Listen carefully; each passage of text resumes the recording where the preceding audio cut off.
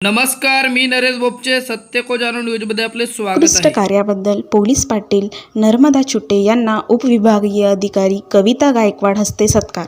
सन 2023-24 या वर्षात महसूल विभागात येणाऱ्या विविध योजना तसेच गावात शांतता व सुव्यवस्था राखणे, गावातील तंटामुक्ती मोलाचे कामगिरी बजावणे आणि पोलीस विभागाअंतर्गत पोलिसांना वेळोवेळी अरात्री तसेच गोपनीय कामात मदत, गुन्हे तपासी, आरोपी शोध घेणे इत्यादी केलेल्या स्पृहणीय कामगिरीबाबत आणि शासनास दिलेल्या बहुमोल सहकार्याबद्दल स्वातंत्र्य दिनाचे औचित्य साधून आमगाव येथील पोलीस पाटील सौ नर्मदा राधाकिसन चुटे यांना तहसील कार्यालय देवरी येथील सभागृहात उपविभाग अधिकारी तथा उपविभागीय दंडाधिकारी देवरी श्रीमती कविता गायकवाड यांच्या हस्ते प्रशस्तीपत्र देऊन सत्कार करण्यात आले.